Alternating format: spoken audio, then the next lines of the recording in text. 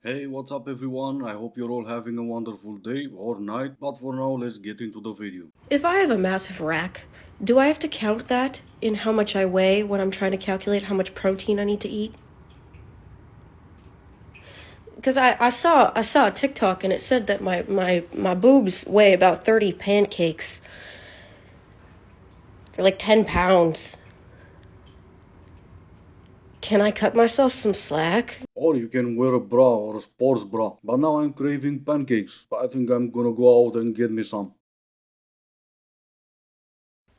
Why is it that when you are a woman in your 40s and you go out, the first thing that people ask is, are you married and do you have children? Why is it the normal to expect that? And when I say no, I'm single and I don't have children, people look at me like I have leprosy or something. Like, it is okay that I am a woman in my 40s and I don't have children by choice. I'm happy and I'm okay with that, and everyone else should be too.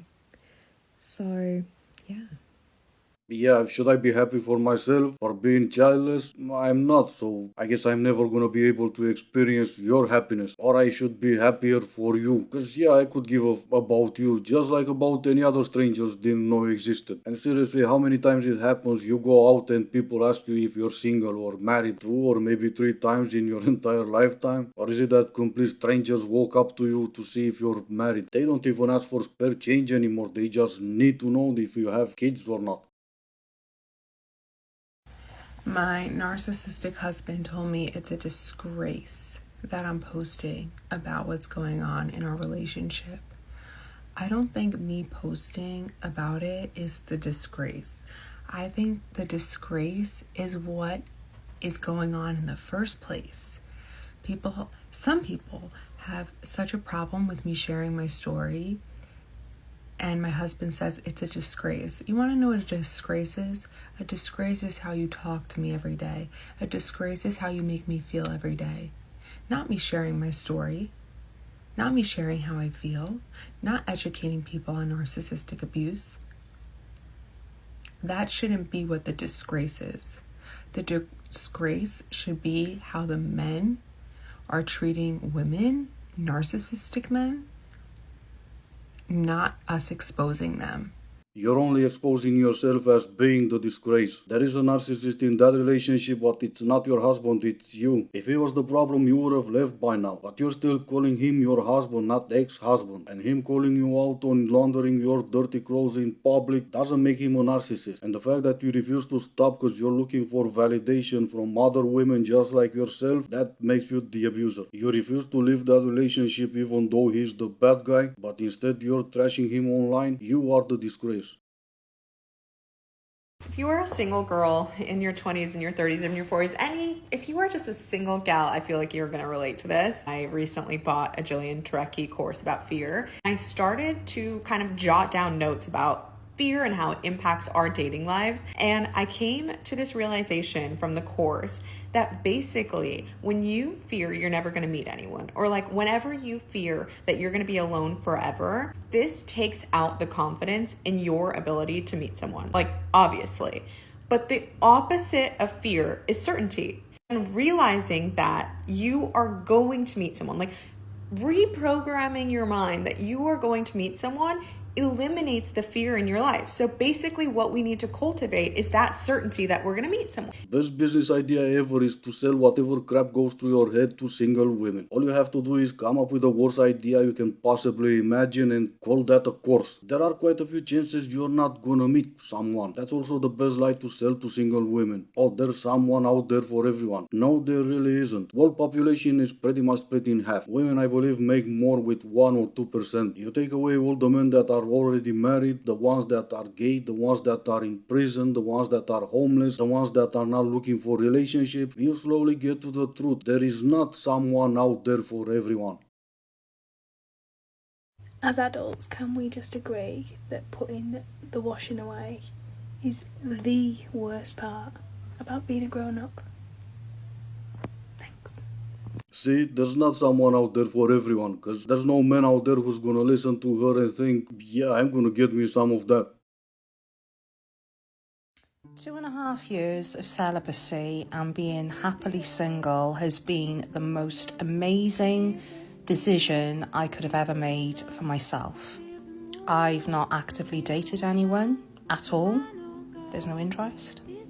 There's no need, there's no desire, there's no wants, there's no craving, any of that whatsoever. And I can honestly say the peace is literally another level. I can do what I want, I can go where I want, I can say what I want, I can wear what I want, I can achieve those goals, I can do absolutely anything that I personally desire. And we're slowly turning into a bunch of selfish pricks who cry ourselves to sleep every night, and then the next day we try to convince people about how happy we are. I value myself and I love myself. That means nothing if there's no one out there to love me. It means nothing if you ever need help and there's no one out there to ask for help. And you know what's worse than having no one to ask for help? Asking for help and getting bite me in return. But she's happier than ever before, because of course she is. She's a life coach. What else is she gonna say if she's hoping to sell some courses? I'm on my knees so often that they're so bruised and sore you can't really see. I mean, I didn't show you that good, but I invested in some brand new knee pads, which hopefully will help protect my knees for when I'm on them all the time for dance. Because I bet you dirty thought I was on my knees for other reasons. Which I so am, I just don't wear knee pads. So you're down on your knees all the time and I'm a dirty effer? I wasn't before you said it, but now I can't remember ever seeing anyone with bruised knees from dancing.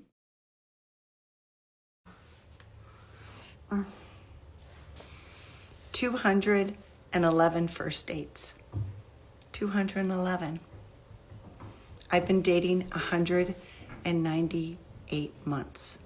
In 2008, I entered the single space and started dating and went on Match.com, and I thought it would be very romantic to write down all my first dates so I would know how many men I dated until I met Mr. Right.